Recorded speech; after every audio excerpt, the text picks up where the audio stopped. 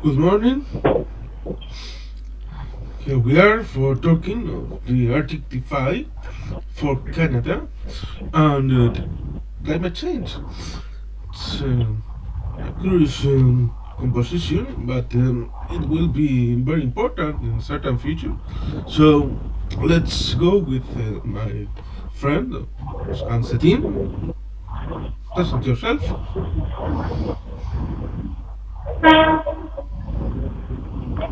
Hello.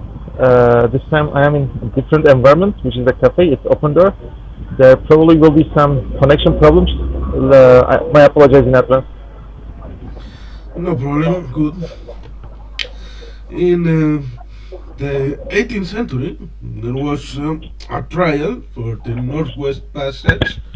The idea of connecting both sides, Atlantic and Pacific, with roads, ways to be in touch, in connect. That was the way in the 19th century of Lewis and Clark expedition from the connection with now United States and Canada. That was a trial that the Spanish Empire tried also. So the the way we will say upstairs, downstairs, upstairs in the Americas, the Magellan Strait south and the Northwest Passage in the north, and it connects with nowadays with the climate change climate changes. So the Arctic is decreasing the ice, so it could be possible going with ships from one side to the other. So that's a defy. It's an opportunity or a tragedy. That's why Canada has to prepare themselves for what to do in this circumstance.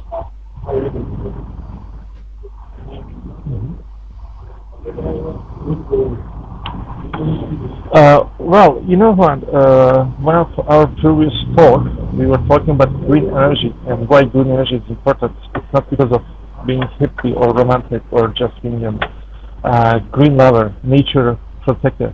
It's all about geopolitics, and I still consider I'm still on that point. I will say the green energy will get more investments from the Western countries in order to be not really dependent to Russia, which is being a weapon in Russian's hands, and probably some other, let's say, fellow countries of Russia following footsteps, footprints of Russia. So I regard this Arctic issue in that angle, yeah, let's say that. Probably they think or they know there's some fossil fossil fuels under this ice. It's like treasure, you know. And it shouldn't be out of blue that tensions are rising over there. Russia is trying to expand into. I mean, Russia, of course, doesn't need fuel. They already have plenty of them. But let's say they want the U.S. be more dependent to them.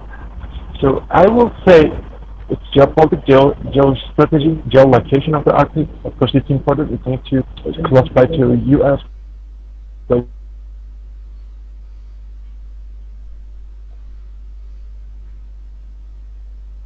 I don't know what happened, but soon he will return as soon as possible. He was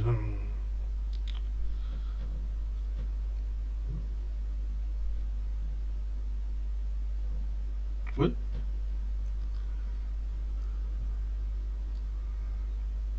Hmm?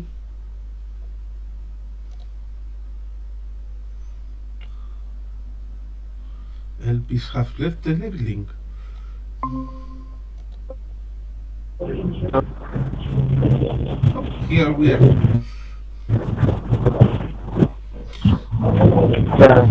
my apologies. I knew there would be some connection problem. Mm. True, there are many things colliding in this issue. For example, the lines, the economic exclusive area that from Russia on one side in the Arctic and Canada, the Canadian Economic Exclusive Area can collide on the North Pole. For sure, Santa Claus is crazy about this. So this idea from the Russian side says below the sea on the continental platform goes as far as possible, but they say the continental platform is part of the state, so on the end of that continental platform begins the economic exclusive area on the sea. So they try to connect that idea and surpassing the Canadian area. So that's why it's defy on these waters from where there are many rich materials, possibly gas, possibly oil, possibly other minerals. So its richness, for Canadian as possible. It's part of the defy.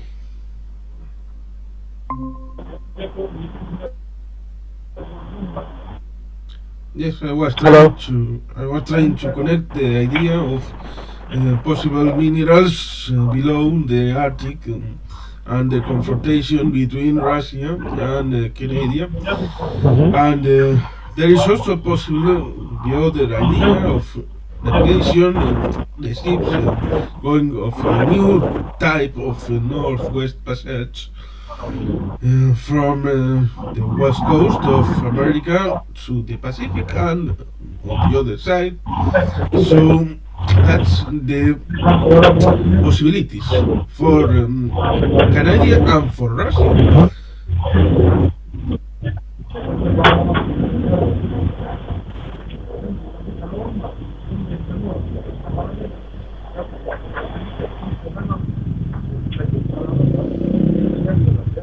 You hear me?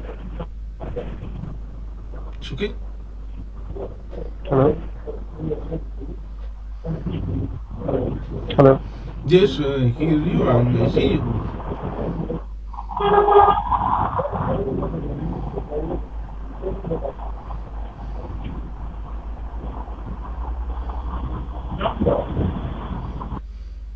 Mm.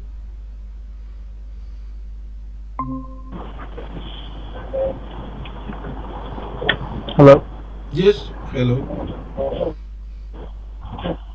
Yeah. Sorry for disconnection. Let me explain why I am in that situation. I started working in small city, and on this Sunday, this weekend, not every copies are open on that time especially.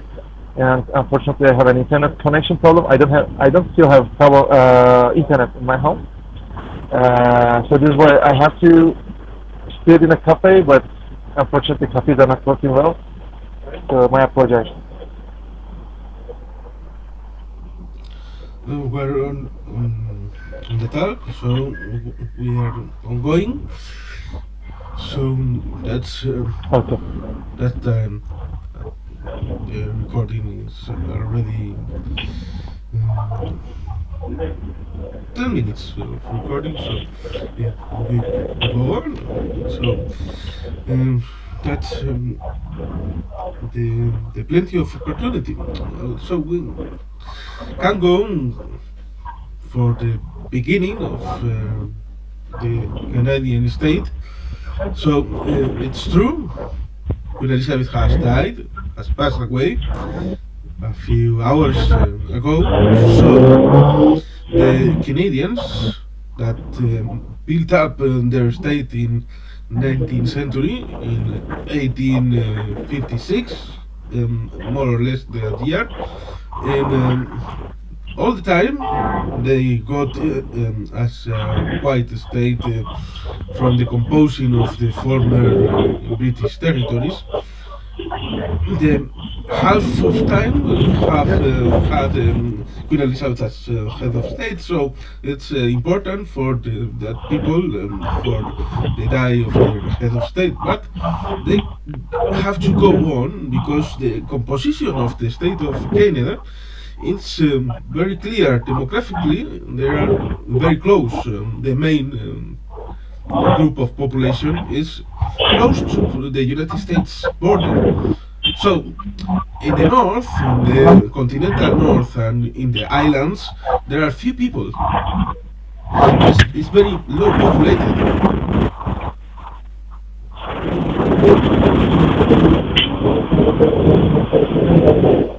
Hello. Yes. Don't you hear me? No, I don't hear. It's like you're frozen. Sometimes I hear one word, then I cannot hear you. It's right now you are frozen, for example. No. I, Hello. I don't know. I don't know because I can hear you more or less, and I see you. So You I hear don't know. you Yes, I hear you and I see you. you see me? Okay. Uh, So okay, what further. about? All right. I missed probably the most important part of your.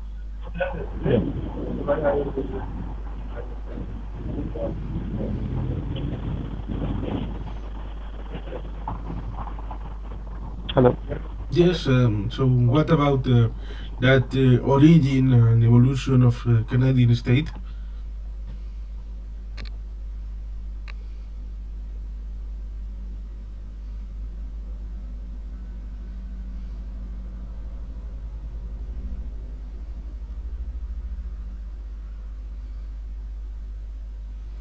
Oh, we're alone again.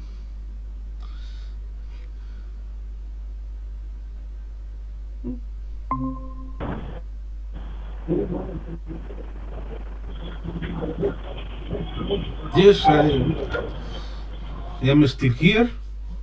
Yes. So what about your idea about that composition of state of Canada? The origins, demographics. Revolutionary state of.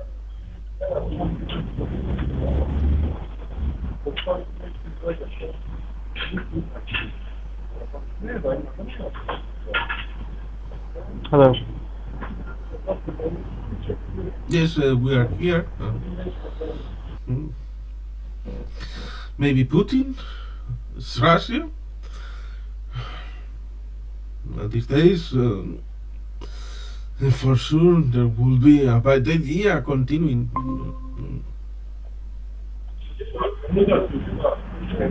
Hello. What? Fine? Fine?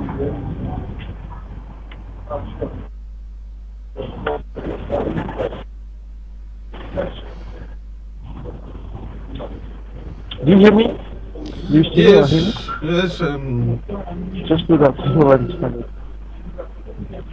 what? Hello. Maybe I should relocate myself to other place.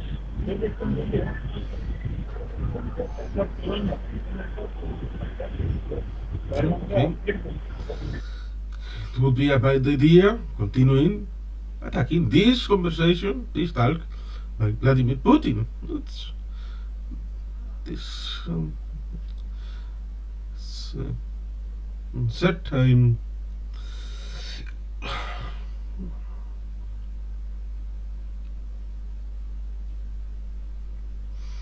That's true. It's Canadian state.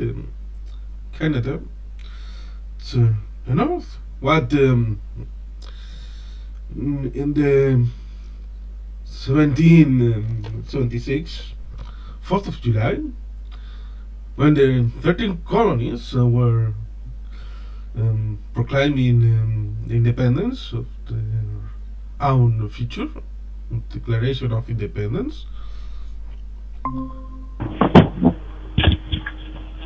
Hello? Hello. Now it's better, I guess. Possibly. Yeah. Yeah, I hear you. So everything is okay. Good. When independence of the colonies, the 13 colonies of the United States in future, there were territories in the north that were British, remaining British, ongoing the British-American War of 1812, where the Capitol and the White House were burned by the British. But on the half of that century, 19th century, the British gave some kind of commonwealth for those territories, bringing up Canada. So, from that, the idea of Canada had a strength population within the border of the United States, and in the north, and the islands on the north of the continental side, was very out of business without many population. So that's the way of the Inuit were populating that, and the fight with the possible navigation way on the north makes the need of that population. So it's the fight for Canadian state because it's a weakness having low population there.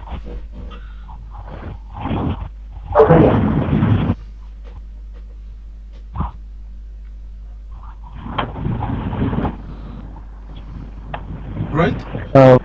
Again, I didn't hear almost half of your words, but let me comment. I didn't hear half of your words, but I guess you talked about Canada and the U.S. border. Well, let me add something about the Arctic, my 2 cents to Arctic issue, which is that I wouldn't say this Arctic issue is separated from the Sweden and Finland's participation to the Nato. And for sure, Russia is I wouldn't say panic, but I would say they want to do something. They want something against to take revenge against NATO, Western countries. Hello. Yes, I'm here. It's true that Hello. yes, here I am.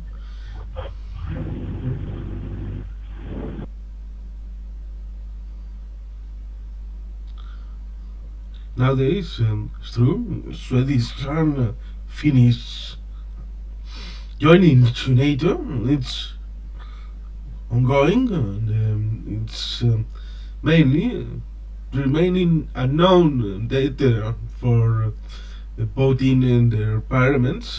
It's Hungary and Turkey. It's curious. Turkey, as in Vermeil could say. Turkey, eh? Oh, Turkey is not programming voting, but the other 28 states, or they have deposited the ratification, or they are ongoing in a voting. For example, Portugal, Spain, and I don't remember because 22 to 24 countries have ratified. Good. Hello. Hello. Hello. Yes. I changed my third place. I will be checking.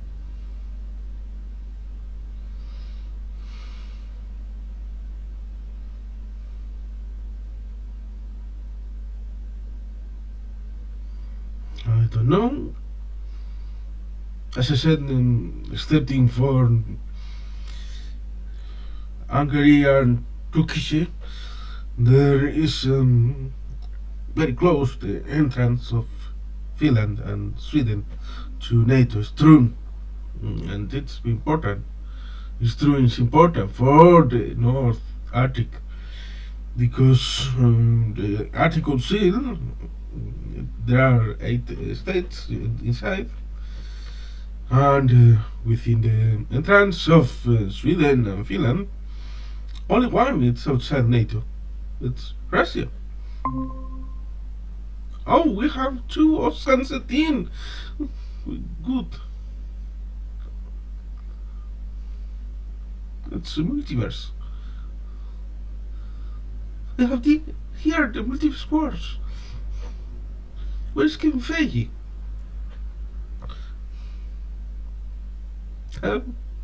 Why?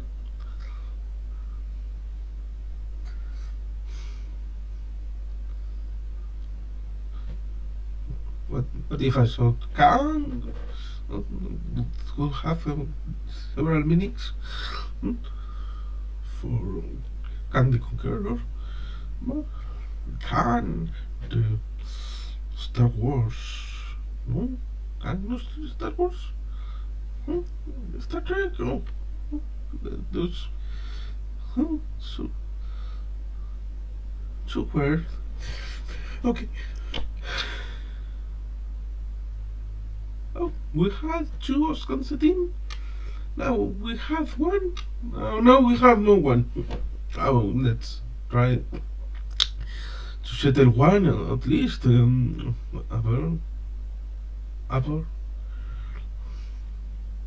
Aber not calling. Wilhelm Canaris was dead. Oh, no problem. Oh, what happened? Information for the fears.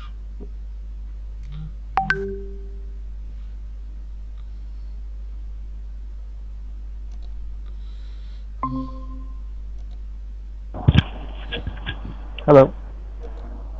Hello. Hello. That must be Hello? okay now. I connect to my 4G.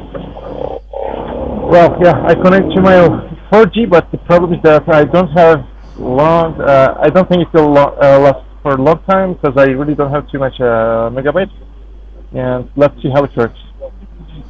Good. But we were talking about last NATO, Russia. Good. Yeah. It's Yeah, true. I was talking about that. It's true Yeah. that there is a Arctic Council where there are 8 countries, 8 states, and within the entrance of Sweden and Finland, there is only one state outside NATO, that it's Russia. It's true. Yeah. There So is I would say United States, yeah. Canada, Denmark, Norway, Finland, Sweden, and Russia. I miss Iceland. Iceland. Iceland. All right. It's very good, very big threat for Russia for sure. I mean, Iceland army is just being sarcastic. Yeah, I would say, I'm sorry for missing most of your important words because of the internet. My apologies. Regarding that Arctic issue, I would say it's not separated from that Finland and Sweden's NATO membership. And for sure, Russia is in favor of expanding the conflict, the global conflict, to somewhere he considers himself stronger than the NATO. You know, Russia, for sure, they have more facilities in the Arctic place, the North, global North, and they have for sure more experience than the NATO in this kind of environment. I mean, war experience or like a military experience and military drills. So probably they think it's a good revenge to the NATO to expand the global conflict, this area. But I find it quite dangerous, you know. I mean, we have only one Earth, one planet, and we cannot fight every inch of this planet. We have to stop somewhere. We have to set the rules, even in the world. And I'm just wondering. I mean, I'm trying to analyze. I'm trying to find the outcome. Why Russia or U.S. or Canada would want to expand the war, let's say conflict, in the Arctic area? And only thing come to my mind is the fossil sources. You know, and besides, is Arctic is has a great geolocation, geostrategic location. Probably yes, but I don't think. I mean, if I'm not mistaken, there is an agreement, there is a deal between these countries to not have military drills or military operations in the Arctic area. And it's considered as, or it was the South, I'm not sure. No man is land. You know, it's not independent, it's not dependent, it's like nobody's land or no man is land or like everybody's land, you can say.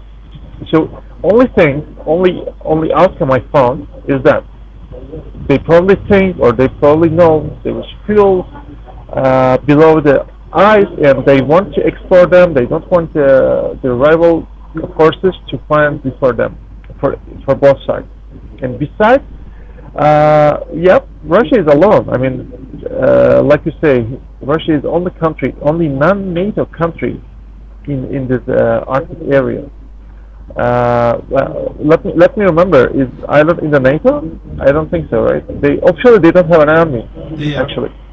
They are. Yeah, and but yeah, geolocation again. Geolocation of the country, the small, peaceful country, is charming for the global actors, global powers, let's say. But besides, yeah, we can consider as even though not member of the NATO, it's still part of the Western civilization, Western tech, we can say. But like you say, Russia is only non-Western or non-NATO country in the Arctic, and they're alone, and they're strong for sure, but they're alone, and I don't think there will be benefit for both sides, neither side, to expand the conflict in this area. Still, yeah, but we have to remember the global warming. Ice are melting day by day, and yeah, I still don't see any benefit. And I hope, I see and I hope that it will be a temporary tension, right? Like it happens in somewhere in the world, other parts of the world. Sometimes the tensions are rising, then calm down. I hope this Arctic issue will be something like that. It's true that Russia is alone in the Arctic, and it's also true that they have gave money and ships for the Arctic army for Russia. And it's also possible, not only the idea that Russia could explode that possibilities. They gave a Russian metallic flag to mm, their border of their Hmm. climbings, military climbings with military people in the Arctic. So they quite broke the idea of demilitarization of the Arctic, starting Russia. But on the other side, we could see that the rights of Russia on the Arctic being used within another part outside the Arctic. I mean, there is a country that wants to be a global power that could go hand with hand with Russia on the Arctic. It's China. Yep, exactly. Exactly. And this is what Stoltenberg were complaining. China and Russia are somehow cooperating in the Arctic. Well, again, for China, I will say the charming thing is the fuel. So they are eager to the energy, you know. And yeah, it's quite interesting to find China in the Arctic area because I mean, China is a great country, powerful country, but they don't have soil in the Arctic, right? And they are somehow trying to get benefits from Arctic area. It's like French senators are visiting Taiwan. You know, it's too far from France, and literally there is no connection between France and China relationship, but they visit to just to be on the table, table of negotiation, the round table, and probably China is very eager to take a seat around this round table, and this is why they are very eager to take place in Arctic, and of course Russians are not very eager to be alone in the Arctic area. So they need China both in economics and in order to be not alone in the global conflict. So they need China. I am very curious about Chinese activities in Arctic. Maybe you have more idea than I do. If you see a north projection on the map, you see Uh-huh. two possible ways of navigation. One side by Russian coastline, another Uh-huh. within the coast of Canada. So Yep. it's possible for China and for economy in global wide idea of navigation without Panama Canal, the Suez Channel, the Suez Canal. Yeah. So it's possible going north by China, sailing from Shanghai, for example, and going from Kamchatka and border the Russian coastline, and you get Rotterdam in a few days. That's one way. For giving that is important, giving the possibility of that navigation to Russia and keeping out Canada from that business. How? Given the continental border of the economic exclusive area colliding to Canada and making impossible a sovereign navigation within inside that Canadian waters. So there is also the idea of that minerals in the Arctic being Russian or being nominally Russian and formally being exploded by China. So Arctic is true. It's important in economy, geostrategy, geopolitics. So it's true. It's an opportunity and a defy. So Canada has Canada has in that case a weakness because Russia has low population, but more or less well distributed on the country. But Canada is their population is just on the border, on the south.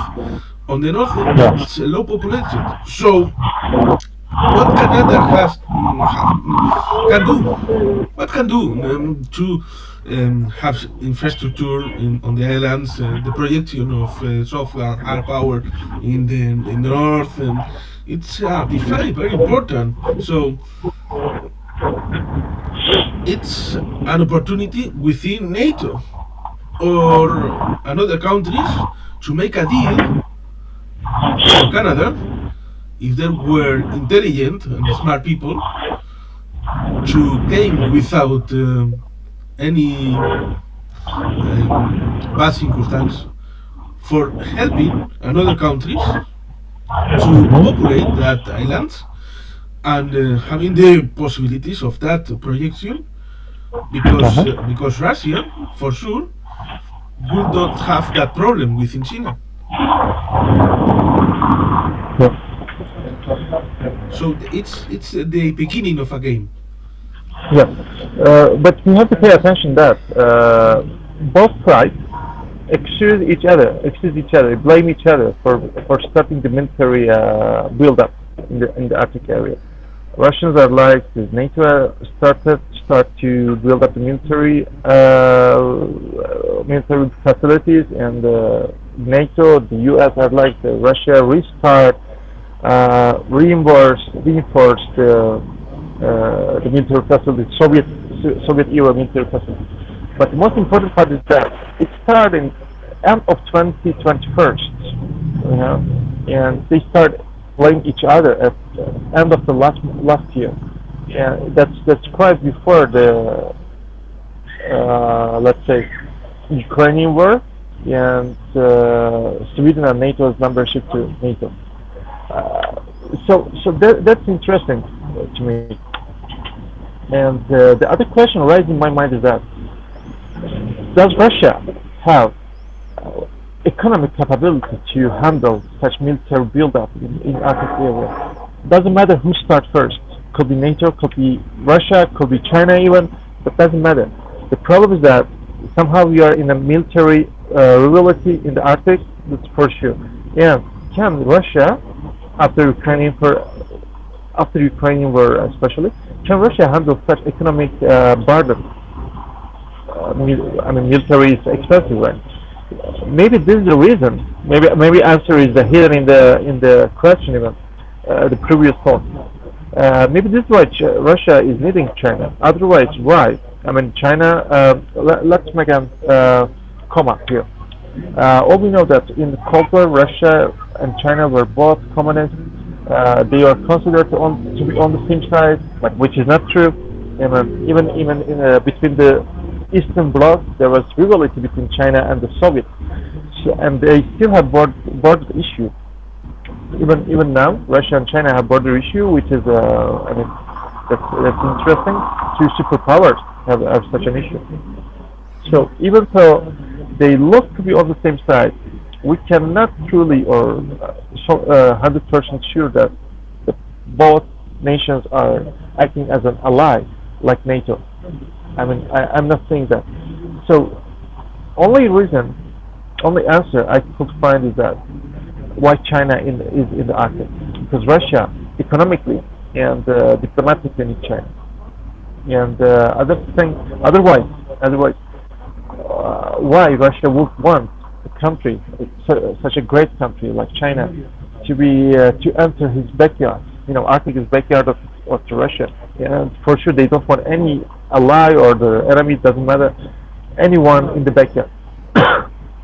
So in that sense, the only answer I could find is that Russia needs China badly, and China, of course, enjoying to be needed by Russia and to take a seat around the round table. So, but still, I'm not sure that Russia can handle such huge military buildup in Arctic, and that will be interesting. It's true. In the past, there is some questions for having clear view of the future. It's true. Yes. And there is an example within the revolution in Portugal. What can join Portugal and China and the Arctic? It's that example. The idea of the revolution in Portugal in 1974, they Uh-huh. they had the idea because the previous dictatorship wanted to manage the previous colonies inside Portugal and having that strongly. So the new government wanted to give out the colonies as soon as possible. So there was one called Macau, side Uh-huh. with side with China. So they went to Chinese government and said, we want to give out from Angola, Mozambique, and any colony of Portugal in the world. So here you have Macau taking Chinese government, and Chinese government, oh no no no, we are not able to have Macau these days. Oh, and what we do? Oh, signed on the letter that China is the one who have the sovereignty of Macau. We will talk later. In the 84, they Uh-huh. had an agreement with the United Kingdom about Hong Kong, making a Uh-huh. deal for having it in 1997. So then they talked with Portugal in the second half of the 80s, and Portugal said, "Oh, we have it's a good territory for us. We have a paper. You signed on the letter. The sovereignty is from China, so you have to give it to me. So in 1999, Macau for China. What can is the opportunity of lesson of that? China has no press, no pressure, no idea of length of time that we have in the West. So they were offered by Macau in 1974, but 25 years later had to pass to be inside the Chinese sovereignty. So it is possible that even the defeat of Russia in Ukraine make some kind of debts to China for money, for some military material given, whatever. So China can say, oh, you will pay, but not now. You will pay 25 years later, 30 years later, no problem, but you will pay in the future. Why? Because they have no type of this time. How? You will have to manage my participation on the Arctic expedition and organization. So that's how it's interesting, because Russia from the USSR had icebreakers. It's true the climate is changing, but the icebreakers, some periods of time, there will be for a period of time. It's relevant, but it's true. There will be important. And for now, only Russia has icebreakers.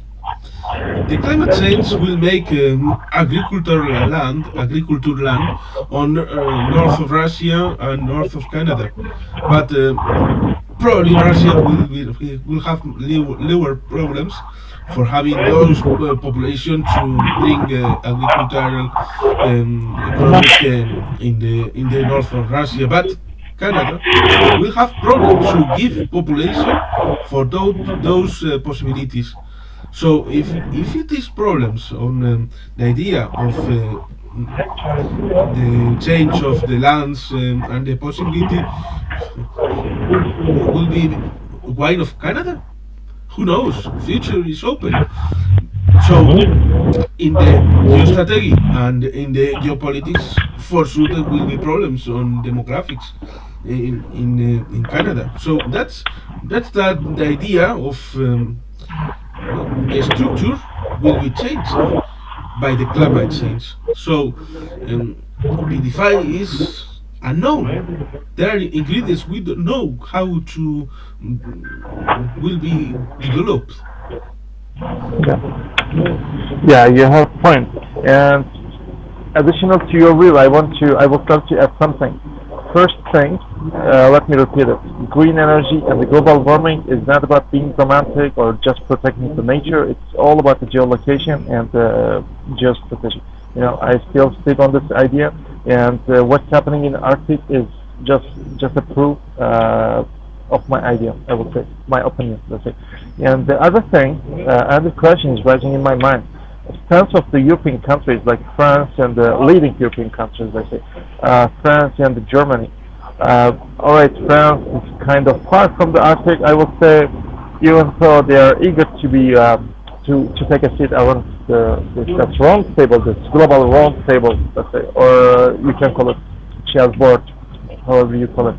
They are eager to be in each party, and Germany, they are closer to the Arctic, and I would say they have also experience from the World War II, how to operate military drill in such environment. But yet, both countries, both nations, governments are silent, or I missed something. If there is some statements, please let me know. But so far, I didn't find any. It's true that the Nazis were in Spitsbergen, now called Svalbard, part of sovereignty of Norway. Yeah. So I mean, they have experience, but it seems like it's not all about the military. It's about again the energy and the diplomacy. Since the beginning of the Ukrainian war or Russian attack on Ukraine, let's say in better words, best words, uh, Germany is being criticized, which is fearful. They are not very willing to help Ukrainian neighbors, Ukrainian fellows. France somehow better than Germany, but still for the US and the UK. I mean, once we compare with the other nations, even standard of Turkey, I would say France didn't do a lot, and yeah, I guess in Arctic issue they are following the same path. Talking about France and Germany, the leading leader nations of the European Union and the Europe. They are again out of the game, I would say, and probably it's not impacting. They, they are avoiding any clash with Russia, which is understandable because they need Russian energy, especially Germany. But somehow, what I see is that it's not working well. I mean, avoiding from the conflict to Russia doesn't help Germany, especially. Still, they are in the trouble. Still, they have lack of energy. They probably this winter they will face huge energy problem, heating problem, and I mean they are not willing to take in part of the Western fellows. They are not willing to take part of the Russia. They are in the middle, especially Germany. I'm talking about both France and Germany, but especially Germany. So they are kind of in the middle. They are not taking neither side. It's not helping to them. So I wonder what Germany is the next step of Germany will be switching their stance sharply against Russia to the side of the Western fellows, or to speak out, which is not possible from my side, in my opinion, or to speak out against the U.S. and the UK with Western allies, I would say, NATO allies, and take kind of side of Russia. So these things are the questions rising, and very interesting to monitor, very interesting to see, because this winter for sure will be very critical for all the Central Europe, but especially for Germany. It's true that And yeah, it's true that let me add. Russian. Yes, Sorry, let me add something. When we talk about energy and to France, well, France also needs energy because it's the second largest or the third largest economy of the European Union. Well, second after Brexit, it's second for sure. And they of course need energy. I mean, it's a huge country, huge industry, huge economy. But somehow they have more luck than Germany does because they are close to the Middle East and North Africa, closer than Germany, let's say, and they are using solar power in the Saharan Desert in North Africa, right? And it's quite helping. I mean, it's not healing all the problem, it's not solving all the problem, energy problem of France, but it's helping a lot, you know. Uh, this is the point. This is my opinion. That makes my opinion. That makes me stick on my opinion that green energy, solar energy, wind, or other stuff are getting more importance in the geostrategy. If you have solar energy, which Germany doesn't have because they don't have luck like they have chance that France has. But there are of course alternatives for Germany. In case they solve this alternative energy problems, Germany wouldn't face such problems, such trouble. All right, France looks like to solve that problem better than or handle that problem better than Germany does. And of course, because of they have opportunity of being at the south and having more solar power opportunity. it's interesting because I was trying to say that Russia is exporting energy, Yeah. oil, gas. Their whole economy is mainly based on energy. Yep. So they have no economy of developed value products. And Yep. You can see because Germany has a problem, self-made problem. It's the word, the idea, self-made problem about the energy because they wanted to close coal producing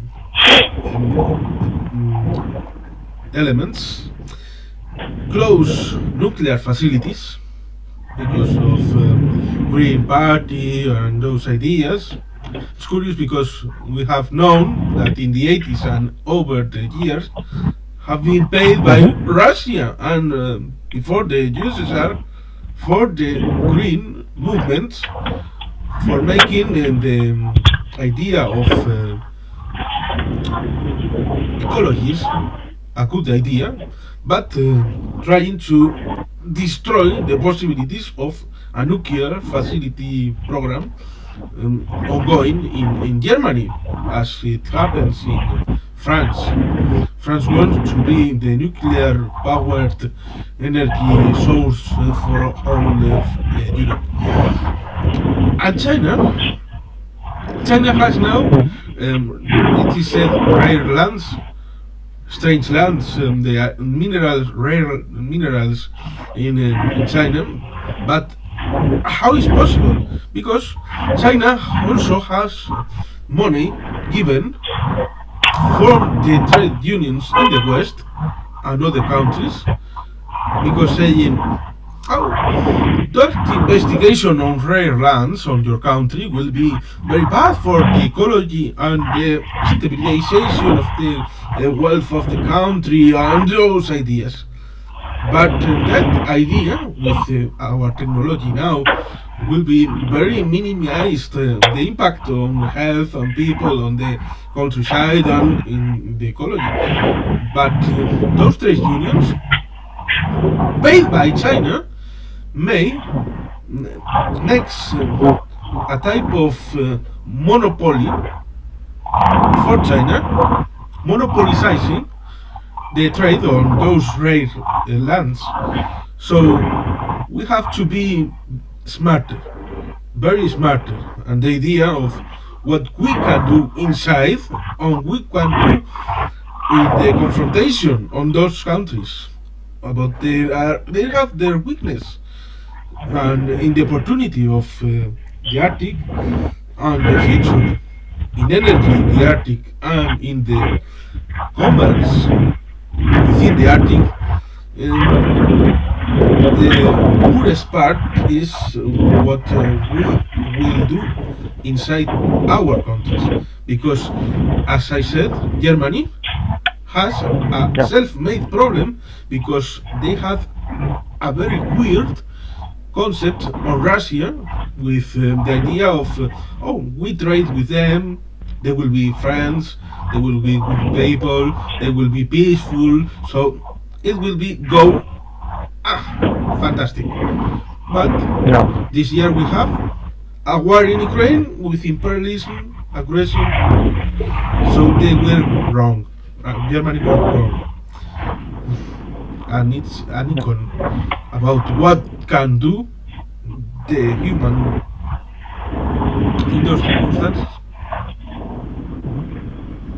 Since we talk about Chinese policy of energy, let's remember China is one of the largest solar power producer in the world.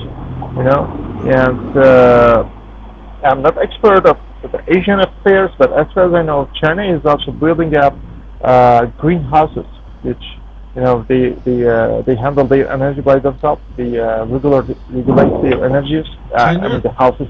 if I may say, China is building everything. Building Solar, everything. wind, nuclear, gas, fracking, whatever. Whatever you can see and think is making China forgetting energy. Everything.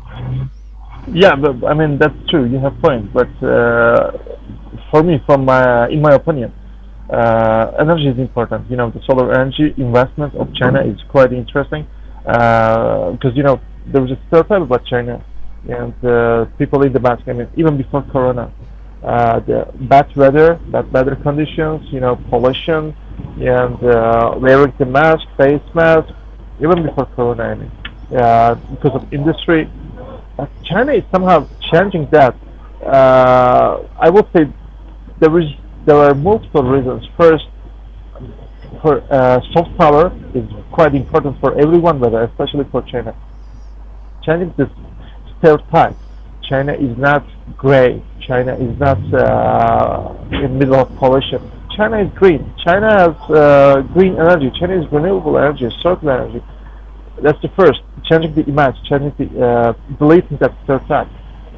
Second one is, of course, like I repeat every time until you hate me, that green energy is a geopolitical issue, and China for sure doesn't want to be dependent on African nations or Middle East or Russia, especially Russia. So they want to produce, which does make sense. Produce their own energy. You know, just imagine. I mean, just it's a dream for Chinese government, the Chinese Communist Party. They don't need energy from neither Africa nor Middle East nations or Russia. They produce their whole energy. They have all the facilities to produce energy. Because let's remember, a couple of years ago, it was last year maybe, China faced huge power cuts. You know, almost all the industry, some say 60%, some say 90%, I don't know. But huge amount of the industry stopped, literally stopped. They couldn't continue produce, you know. And China's economy based on the industry, based on producing. Like you say, they produce everything, they make everything. And once you don't have energy, such countries, such nations doesn't have energy, everything stops, economy stops, you know. And it's quite important for China. And in this imagination, let's imagine China has all power, all energy. And who can stop China in that case? Who can stop China? And who can stop China? Who can prevent China to get energy from the solar resource from the sun? Literally. Nobody. And China is advancing on that. You know, they are really advancing. They're creating the field of the solar powers. Could be probably the hugest one in the world. And I am just imagining. I mean, it's not only, you know, in the green energy problem is not the producing. The problem is how you keep them, how you I just find the best word. It's like you need a warehouse for energy, for the solar energy. And China, you know, all our phones, all mobile phones, all the laptops, all battery of the stuff, even the electrical cars, battery of electrical cars, electric cars, are being produced in China for one reason. It's China's technology advanced to produce batteries. So in case of solar energy, the issue is not how to produce. The issue is how you keep the energy, which means you need super batteries. And China is advancing on that. And I don't know when or how or if it will be possible for China or any other nation to keep the energy being totally 100% based on producing the green energy. I don't know if it will be possible, but in case it's possible for China, China will be unstoppable, I would say. Yes, it's an interesting point, energy, and the transition within energy and products, because it's true that we have put all the eggs in the same nest in China, the Yeah. lowest price products made there, and China is some kind of the factory of the world. For this, that's the moment we are. But in the pandemic era, we Yeah. had the idea of closing China. We close factories around the world, so we have to distribute better and in other places. Europe is saying they bring back some kind of factories, and another idea is bringing some factories in Vietnam and other countries to make the distribution more efficient. But the idea of making products and being in commerce It's interesting one special point in the Commerce Organization. China is still considered third world part.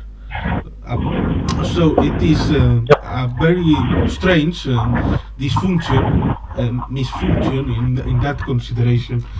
China wanted to bring a bridge over the rainbow for their main exporter and importer, who is European Union.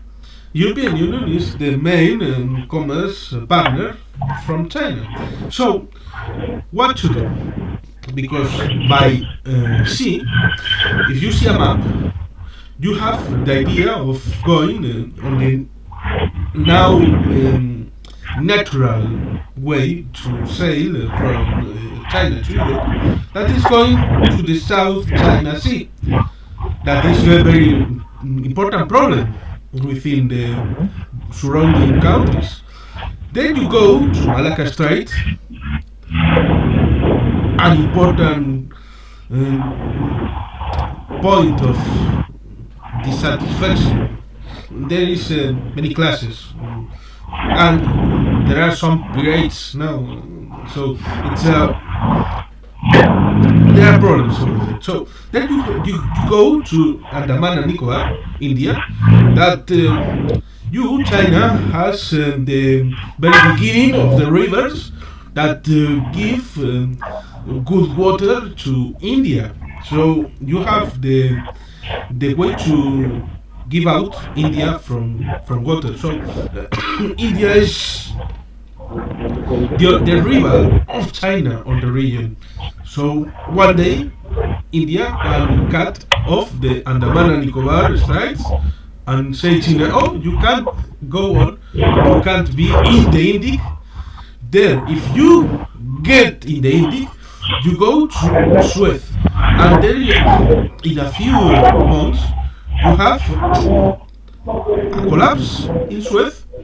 So many ships had to surround Africa to get Europe. So it's a very difficult way for China and for everyone. So that's the way they try to make the Belt and Road Initiative. But your strategy and geopolitics make that difficult. What is in the middle? Iran? Afghanistan? Turkmenistan? Kazakhstan? Russia? There is problems within any this and other countries, so it's difficult to make infrastructures, very expensive infrastructures, to give that products to Europe. It's true there is a train going from Beijing to Madrid once a week, but it's very few, it's very poor. So what to do? The Arctic defy the opportunity of sailing from Shanghai and going surrounding the Arctic to Europe. That will be an easy way of commerce. That's why Russia is being impelled by China for having the initiative. So it's interesting because it's not Russia, it's China, the commerce is global economy inside that navigation opportunity.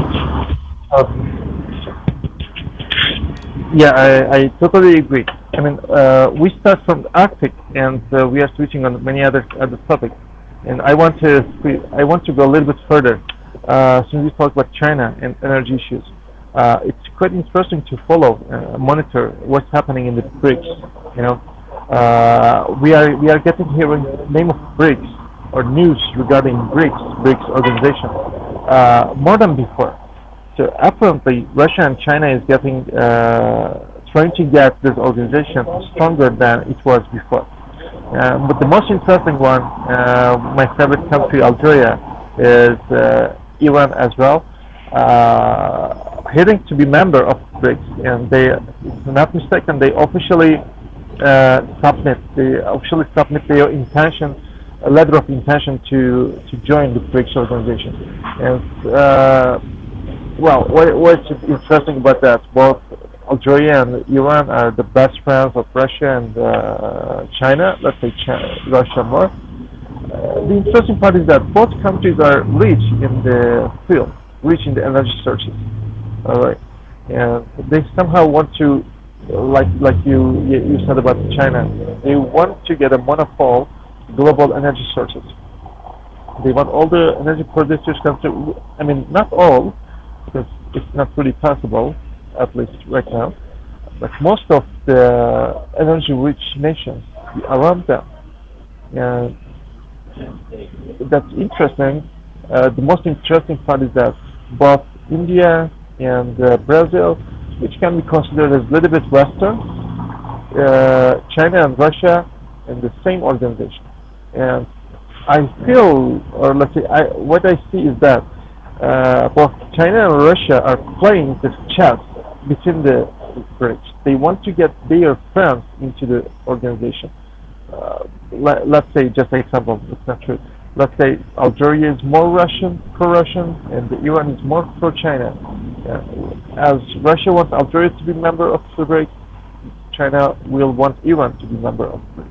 You know, they're trying to regulate the relations or balance, I would say. And but I mean that's another thing. But the point is that energy-rich countries, energy-rich nations, are somehow gathering around the round table, which is BRICS. I will say BRIC is getting more popular day by day, and we are going to hear the name of this organization more than ever. It's interesting the point of view of expanding the BRICS, that's true. But there are two ways of talking about the international organizations. One, when you try to integrate and decide things. Another, that there are meetings, public images, and slow about that. There you have Shanghai Cooperation Organization, with Yeah, the integration of India and Pakistan on the same day, and the organization has to make decisions unanimously, unanimously, with any vote in favor, all in favor, no abstentions and no vote against. So, if you put inside India and Pakistan, it's very difficult unless you want to say the organization publishing, we have decided today is Sunday. Oh, we agree all, fantastic. Any other things will be, and probably, voted unanimously by the organization. Mainly the more difficult initiatives about. That's what happens in BRICS because there is no unity, no capability of joining, maybe a meeting, an image, photo call, good ideas, but Brazil is not South Africa. India is different. It's in Quad, the Five Eyes, and India wants to be freely. What India wanted to be is my system, my country, and all you come to me because any country wants to be the center of the world, but they have not the opportunity for now to be that leading world in that region. And China, Russia are different. In 1992, China and Russia relationship is not what they have now. So it's mainly, I think, even Algeria, Argentina, any other countries come inside the BRICS. What future can be inside the BRICS? It's not possible an integration like African Union, for example. I think it's more like SILAC, UNASUR, that what's that? in South Africa they are Yes. inside the African Union, but BRICS Uh-huh. has Brazil and possibly Argentina. They have Mercosur economically in South America. They have CELAC formerly. Do you know CELAC or UNASUR? No, I don't know that. They, the former dictator of Venezuela, Hugo Rafael Chávez Frías, wanted to make a counterpart of OEA, the Organization of American States, with a type of Yeah, I couldn't hear you. CELAC Someone was passed by with a loud music. yes, CELAC was a type of that organization of America's Uh-huh. state without Canada and United States. Okay. UNASUR was trying to make integration of countries like European Union, but they have one big problem within CELAC and UNASUR. That was the main line for integration was an ideologic integration. I see. And Yeah. the idea was all the Bolivarian governments were leading Yep. the initiative. When one country lost the Bolivarian government, the next government get out from the organization and the organization is down. That's a problem, an ideological problem, because in the European Union it's different. You have many ideologies in the very beginning, and all the changes of government mainly has no problems within the structure and the ongoing idea of making progress in the integration. But in other parts, changing government is very important, like in those ideas of UNASUR and CELAC, and I see it's very important in BRICS because it's not the same idea of BRICS from Lula in Brazil, Bolsonaro. Yeah. If there will be a change in South Africa of government and possible, but it will be probably a different approach. So I think is this BRICS the idea of protocol, good meal, but no more. If I am wrong, tell me. No, no, you're totally right. I mean, for sure, you have more knowledge and experience in Latin America than I do. But Bolsonaro is president of the Brazil, right? For now, I would say he's. What's that? for now, there will be elections, For so now. probably Yeah, there Lula will be will be election. back. Yeah, there will be election. I am not following the election procedures in Brazil right now, but I'm sure it's quite interesting. And I wonder if he is leading in the polls. Do you Lula have is any idea? leading. Who is leading? The Lula opposition is party. leading. Lula is the former president, no? Yes. The she or he? He. There was Lula, Luis Ignacio Lula da Silva. Then there was Dilma Rousseff, and then Bolsonaro. And Lula will be back as president of Brazil. Oh, yeah, sure. But okay. Well, yeah. As far as I know, Lula is a little bit left wing, right? He's leading as a left wing party, and Bolsonaro for sure. I mean, Bolsonaro is a he comes. Trumpist. What's that? Bolsonaro is Trumpist, He's what? like Trump. Ah, Trump. Yeah, that's what I was going to tell you. Like he came in an era that the right wing and the popularism was popular, among in the globe. We saw that in Turkey, in the U.S., in the Brazil, but happily, I'm seeing that the power of popularism is going down, and I'm not really complaining about that. So yeah, that could be. I'm not sure about the results, like you are, but yeah, that could be the thing. That could be the result that Bolsonaro or other right-wing parties, right-wing leaders will not be that popular like they were in the past. By past, I mean like a couple of years ago. So it's true that it's possible that bringing some help of some governments for Russia to make possible that idea of gaining the Arctic.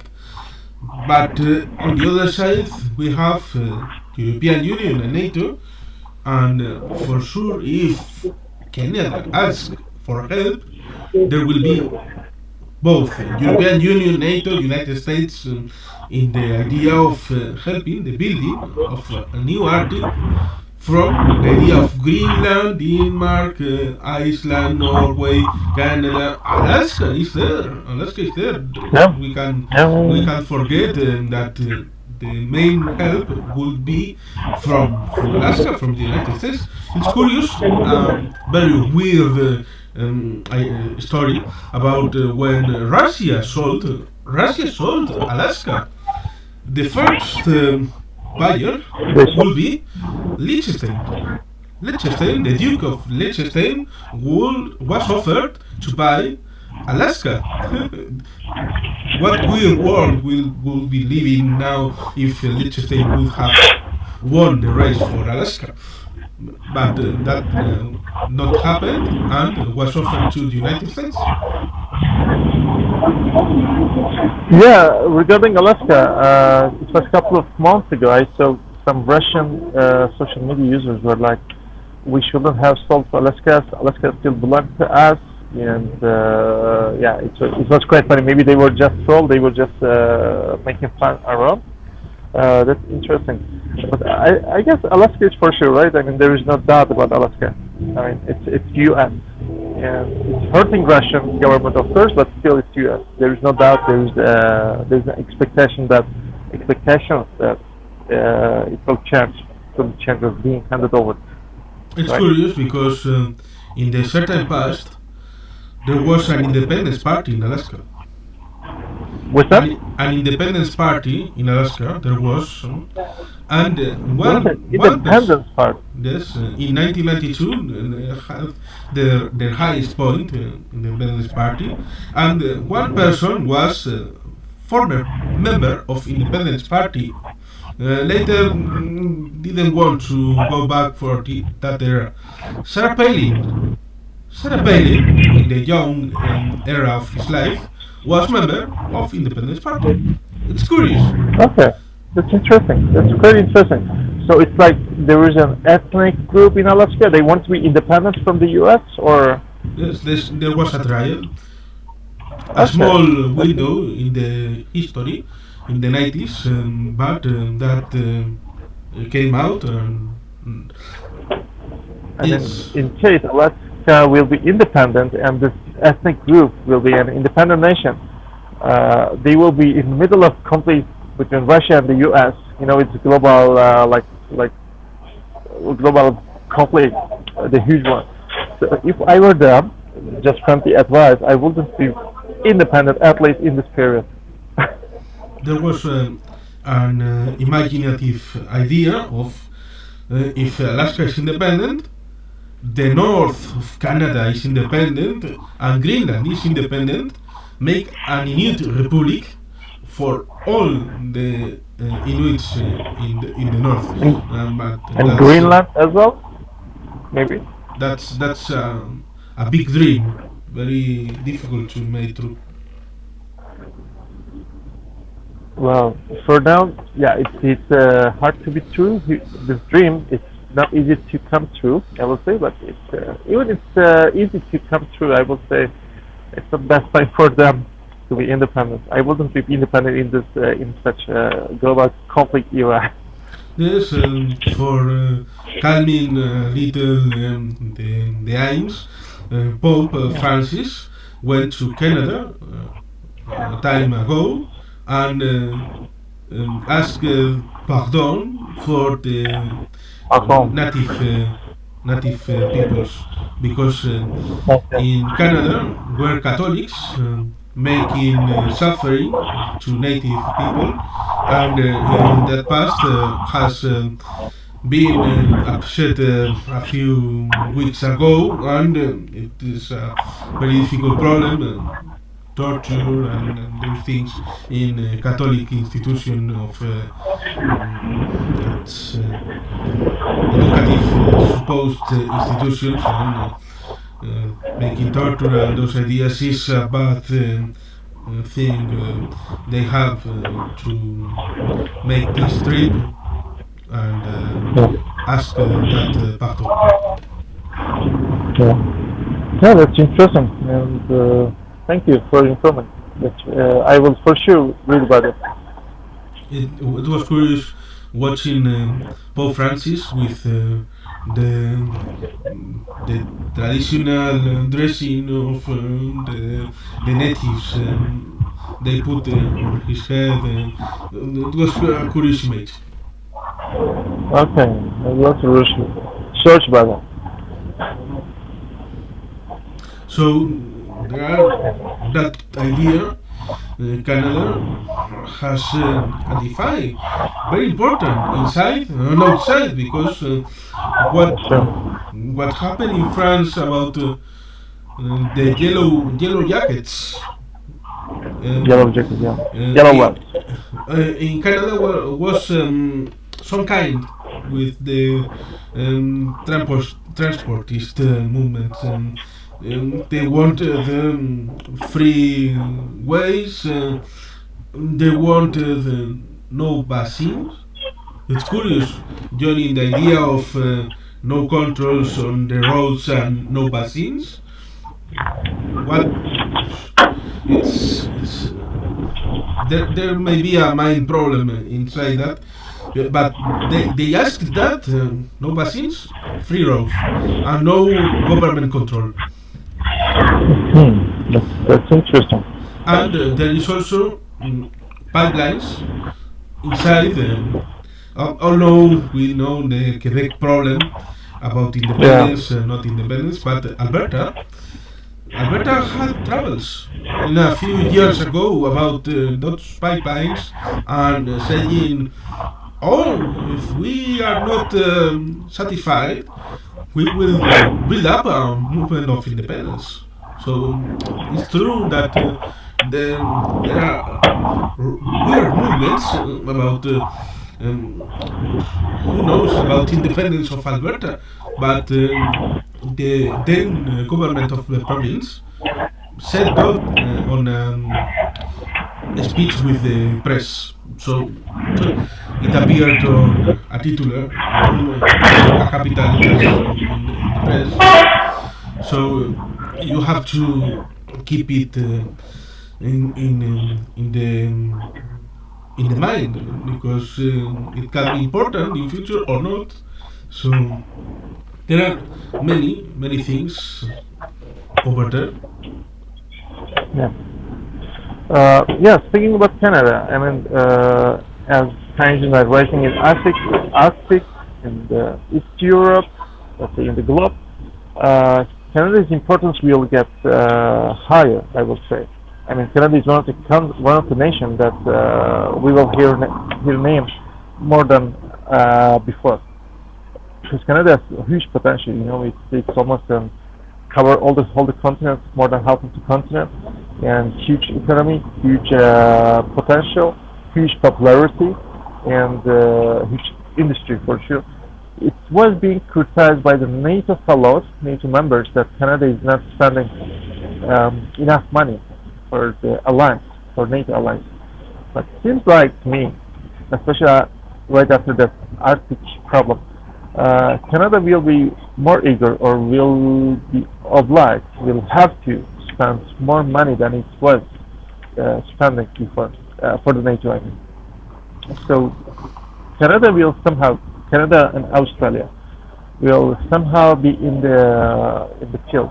You know, they enter the game. They enter the game, the global game. So Canada and Australia, two countries, I will say, getting more important. Interesting And point. yes, and it's very. I mean, it's quite normal.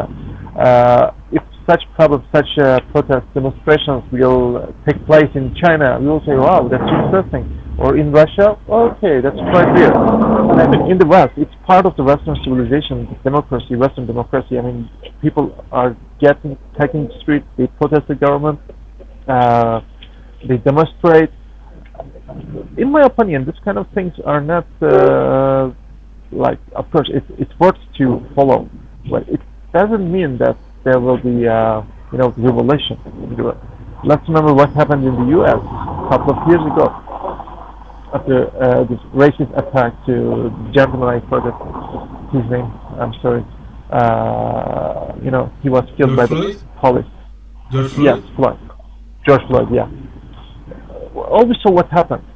You know, it was a revelation. I mean, it changed something, of course. And I'm not against demonstration, but what I mean is that this kind of yellow welts in France or these things happening in Canada, these kind of things are part of nature of the Western civilization, Western democracies. All right, and I don't really think it should be exaggerated like it's being done in Russia. In case we see something like that in China, we will say, "Wow, that's unusual." And for sure, there is a weakness in Chinese government, or the same case with Russia, all right, or any other Middle Eastern country. But this kind of demonstrations and protests, demands, are not because the Western governments are weak. Contrary, that because of these governments are strong. They give space to their citizens. They protest, they demonstrate, and they're totally okay with it. And yeah, honestly, I don't know what's going on in Canada right now. It seems like to be a strike, a nationwide strike. Uh, it has anything with the foreign policy. I'm not sure. I need to read first. But let me come to the first point. Canada and Australia. Again, I'm not an expert on these nations, but Canada and Australia seems to me will be two nations that we will hear their names more than before. Yes, it's an interesting point because Australia, when was part of Commonwealth as permanent part of the British Empire, was Was or is? Australia was a part of the Empire, British Empire. So Still it is. No? yes, what? Still it is. Australia is still member of Commonwealth. No? Yes, Commonwealth, yes, but it's not a part of the empire. It's not. Ah, okay. They got independence. Yeah, yeah. On the way after the independence is one thing, and before there was a cover of the Royal Marine, the Navy. So after the independence, the Royal Navy has no power to ensure the commerce for the island of Australia. Was not a global power. So the Yeah. United States Navy got that mandate, as we could say, and covered the idea of commerce for Australia that is an island, so has to bring from another parts of the world important things. That link, that tie within Australia and Canada and Australia and NATO, possibly, it's an interesting idea of future. Like Mhm. South Korea. South Korea has strongest ties day by day with NATO. It's curious. Yes. Yeah, that's So, interesting. Yes. We have it's talked about Asian interesting. NATO, if you remember. Yeah, it's possible making. Yeah. There were two NATOs in the 70s, in the 60s and 70s. That was CENTO, Central in Iraq was member. Iran was member of CENTO in 1979 was the revolution, but before there was a CENTO dissolved, and there was Seattle in southeast. It was like NATO, Southeast Treatment Organization, and it's Yes. possible making one center new in the Middle East, led by Israel, and one No. in future. In future, I I make the idea and I put in the Okay. table. It could be possible a new NATO in Middle East, led by Israel, and there will be Not anytime soon. Not anytime soon, I will say. we will see. Okay. And you say possible a Southeast NATO with South Korea, Japan. We will see. It's possible. Who knows? But in original in NATO, there are two lines not be misunderstood because one thing is paying the tribute to NATO. Idea of being a member, all members pay the money of NATO membership. And another thing different is that every member of the coalition, of the union, has to pay in defense 2% of the GDP. That was is not being made. But on the payment, on the organization, all the countries are on the green line, not in red numbers. They are okay.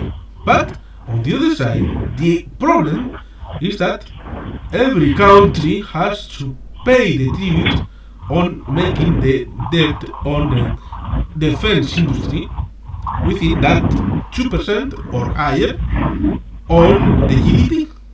So don't misunderstand those two things, because when we agree on the idea on press that all the countries doesn't pay the tribute made to NATO, we are talking about this secondary thing, not the primary. All the payments are made. The NATO is fulfilled on the payments.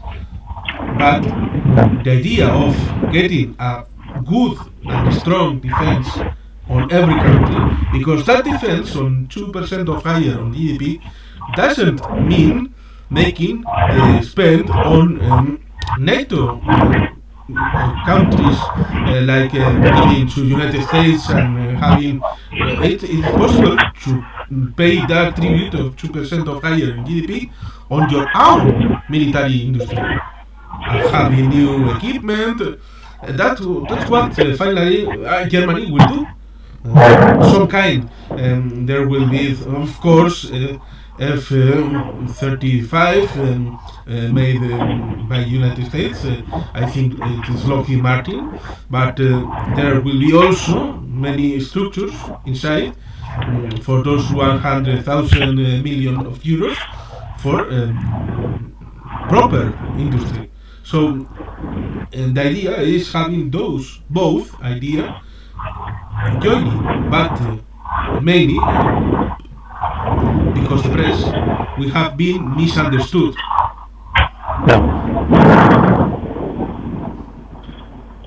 I totally agree on that. But let me express my 2 cents regarding Middle East NATO and Israel's participation. I mean, I'm not saying that Middle East NATO is not possible. Some nations like Jordan already spoke about it, and I'm sure some nations like Saudi Arabia and Egypt are very willing for such organization. But participation of Israel is quite tricky, you know. And Middle East Middle East doesn't look like any other part of the world. Everybody hates each other. Everybody needs each other. Everybody have to work with each other, but everybody have to kill each other. You know, it's quite complicated. You don't need to give the details. It's true. It's true. I say only one thing. It's true that there will be very problems if Iran, the counter strike of the Middle East, if they get the nuclear power, there will be a defy contested by Turkey, Saudi Arabia, Egypt, getting those three countries nuclear facilities and nuclear power. It's true. All right, that's the point I was going to come.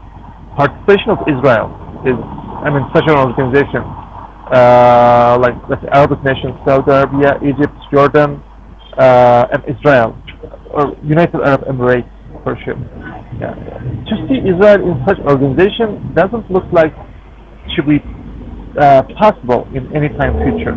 All right, they can cooperate, which is happening right now.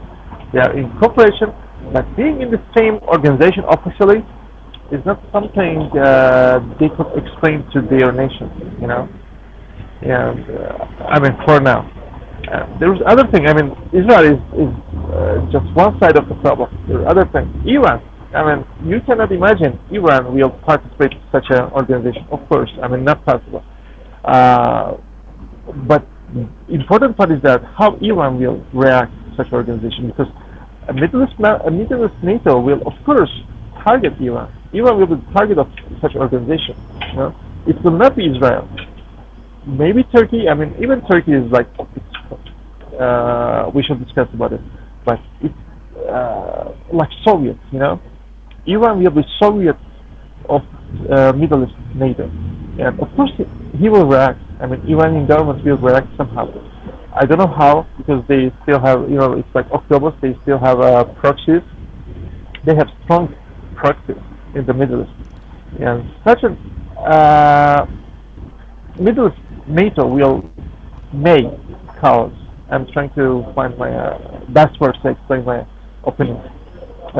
Such organization, which is Middle East NATO, may cause more conflicts in Middle East.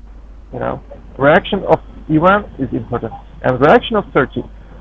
In case Turkey is out of such organization, which is quite possible because she's already member of the NATO, I mean the real NATO. Why does Turkey need to be member of such organization, Middle East NATO? And in case Turkey wants, will Egypt be willing to see Turkey in the organization? Middle East family. I doubt about it. I mean, it's not doubt. It's for sure. Egypt will be quite against such idea, and Saudi Arabia will follow Egypt. Arab Emirates, let's see. Only Qatar may want to see Turkey in Middle East NATO, but then the question is that will Qatar will be in such organization or not? It's alone. Yeah, Qatar is alone in the Middle East. I mean, getting back from the U.S., but still has problem with the neighbors, Saudi Arabia and Arab Emirates. Only fellow of Qatar is Turkey, you know. And in case Turkey is out of the Middle East NATO, which is quite possible, like I say, it's already member of real NATO, and why they include Turkey inside. And this talk requires a longer time and wider time, let's say. But in a nutshell, such organization can be called Middle East NATO, but it will be actually an Arabic NATO. You know, Turkey will be outside, Iran will be outside, Israel will be outside. So it's Arabic NATO, and such organization will serve who? I mean, who will benefit from such organization? Egypt, maybe. I mean, Egypt will be beneficial for sure. And when we say Middle East, there's evergreen discussion. Where is Middle East? Is North Africa included to Middle East? Is Turkey is Middle East? Is Iran is Middle East? You know, there are evergreen discussion. And in such organization, I will be very curious whether any North African countries, for example Algeria, will join such, or Morocco will join such organization. Yeah, it will be quite interesting. I mean, forming such organization is quite easy. You just sign a couple of papers, all right? But it's really challenging to get organization to work. I mean, there are billions of organization, military pacts, or alliance in the history. Only NATO is standing up, right? So such organization will be called Middle East NATO, but to me it's more like Arabic NATO. And I'm not sure that many actors in the Middle East will be happy about it. Turkey will not be happy, Iran will not be happy, Israel will not be happy. Who will be happy? Egypt, Saudi, and Jordan. And the other question is that these nations need such organization, such NATO-allied organization in the Middle East? They are already in cooperation in Yemen, for example. They're already standing military there, already in military cooperation, economic cooperation. If it will be such a small organization, why do they need it? Right? So these are the dilemmas, these are the questions. Yes, I will say you the story for having the backyard of that organization, or three type of organization. We will call this open door theory. Hmm? We can call open door theory. The idea of Okay. counter China, it's making a new Seattle, and you have Philippines, you have Vietnam, you have South Korea, you have Japan, you have possibly Indonesia, you have possibly Brunei, Malaysia, and if you make Taiwan member, you have definitely counter China. China Yeah. is the superpower to counter with plenty of countries, because China will be the USSR and NATO will be the other countries of New Seattle. Going to the Middle East, you have some kind of the idea of USSR was ongoing, the idea of expanding, spreading the revolution, Soviet revolution, to the world. You have from 1979 the idea of Iran making Exporting of ideology. the spreading of the Middle East, the revolution. Even there are not Shiis, not Sunnis, or Sunnis or Shiis, that doesn't matter for Iran. Yeah. That's called exporting ideology in the political sense. We call it like that, and Supporting it's kind of protecting your regime. So you have the equivalence of USSR in Iran. So Hmm. for countering Yeah. that idea, you have any power to counter, because Iran wants to be a nuclear power. And the idea of controlling the Straits, controlling the Gulf. So who is United States outside the United States? Industrially, economic, military. Yeah. Who is? Israel. So who can lead an alliance against Iran? It is not need to be told and be explicit. On the Arctic, Yeah. you have the idea of that door open theory, because we said 8 countries, not Council Arctic. One is not NATO. Is the door open for other countries Yeah. within Russia Yeah. to make Yep. the possibility? So you have to militarize the Arctic, because there is one door open for not sustainable possibilities of peace. That's possibly what will be in mind of President of Turkey on blue waters surrounding Turkey, and the idea of Greece supposedly militarization the islands, and the idea of getting a class in the Aegean Sea. So we can put on different scenarios the idea of door open theory, and the idea of having a story to put what is not possible at this moment, but can be a way to that other moment in future. So it's possible, I think, that organization in the Middle East and led by Israel. Not now, in future. Yeah. So we came to conclusion, I guess. What? We came to conclusion, I guess. Good. You want to start with your conclusion, then I will continue? My conclusion is very simple. The idea of what we have is that door open because the decentralization of what happened in Ukraine and the climate change. So it's a defy, especially for Russia and for Canada.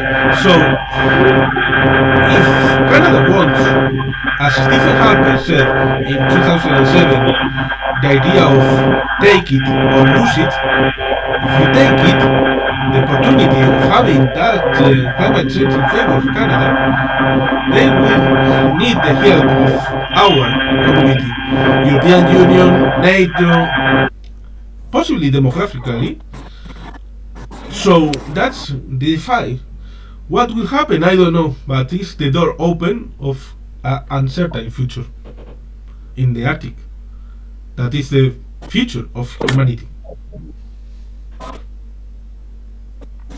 Well, my conclusion will be like you say, we start from the Nordic issue, and Nordic issue to me, in my opinion, just marks importance of the green energy in geostrategy, like I always claim that, and because icebergs are melting as a result of global warming, right? And in case in the imagination world, we all use the green energy, renewable energy, that will be a different world, different geostrategy, all right? And regarding China, why China is participating in Nordic issue? Because they want to take a seat around the round table, or you can call it global chessboard, and they want to be into anything makes them stronger and more important. Especially against Nordic issue is important for China in a couple of angles. The first, it's about the West. China in the Nordic will hurt, or this is what they believe, will hurt West and will help Russia, but on the same time, Russia will need to China more, will be more dependent on each other. So it's very strategic for China. It's more than geolocation, geostrategy, but it's gaining space in the diplomacy. All right, and my favorite subject, Middle East NATO. We have to talk about it one day, actually. And in my let me put my headphone first. That will be better. Good. It will be an interesting subject.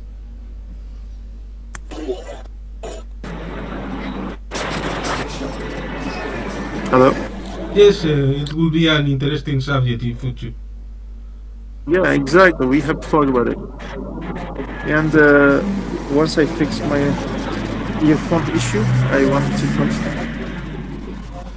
Yes, it was very interesting. For now, it's So, it was so interesting. my Go on. 2 cents on the Middle East NATO.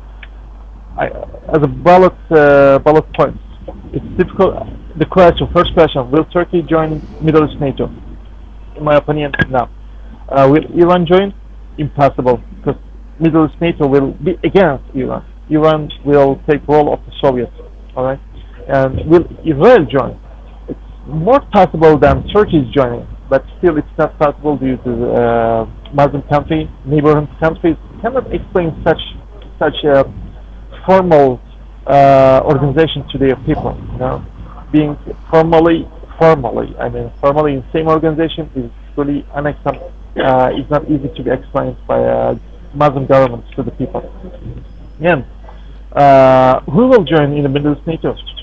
Right now, what I see is Jordan is very eager, Saudi Arabia is eager, and Egypt is eager. Egypt is like the largest military and unique military power in the Middle East, not only Middle East, in the world. I mean, they are purchasing weapons from the NATO members, European, Italy, France, for example, from China, from Russia, from the US, and they produce their own weapons. It's really unique power, not only in the Middle East, but in the world. So, for sure, such organization will be led by Egypt, or should be led by Egypt, in my opinion. But in that case, the Middle East NATO will be actually an Arabic NATO. Right? Other nations can join like Arab Emirates, maybe Qatar, Bahrain, Kuwait, I don't know, such nation, or Morocco in the North Africa, Tunisia maybe, I don't know. But that will be an Arabic NATO, not Middle East NATO. To call it Middle East NATO, you need non-Arab nations to join. Maybe Turkey, but still I believe it's not possible. Iran, impossible. Israel could be possible, but not now. So then who? I mean, how we can call it Middle East? Maybe Kurds, right? Kurds in Iraq and Syria. Could be. I'm not saying that it will be possible, but it could be. All right. Otherwise, it will be an Arabic NATO, and Arabic NATO will be against Iran. And Iran, of course, will not silence against such organizations, such a threat. And Iranian regime will expand, will use the proxy, and that will cause more conflict, more clash in the Middle East. So, to take such steps requires to be very, very careful. And other conclusion is again the Nordic one, green energy. I don't know, did I mark that? Green energy. I mean, the Nordic issue, in my opinion, it's all about the green energy. It's all about the energy, and it needs, let's say, in imagination where if everything will be green, we have total different. And I remember I already talked about it. And yeah, that's all my conclusions. And thank you so much. Thank you so much for having it. My apologies again for the bad connection, and I hope it doesn't bother you. Yes, that bad connection for sure was guilty of Vladimir Putin making things from St. Petersburg. Of course, on that idea for talking about Middle East NATO, only one thing, of course, Iran can't be a member. Why? Because it's like Lex Luthor being part of Justice League with Superman, Batman, and Wonder Woman. It's not possible by definition. So it's true. I'm very grateful of talking with you about this issue, and probably further talking in the future, including this possible Middle East NATO. So thank you very much for having this talk. Thank you so much. And for all people, thank you for being at this point. Comment anything freely. And So, I hope they leave their comments or any critique, any comments. We will love to read it. so thank you very much, and see you.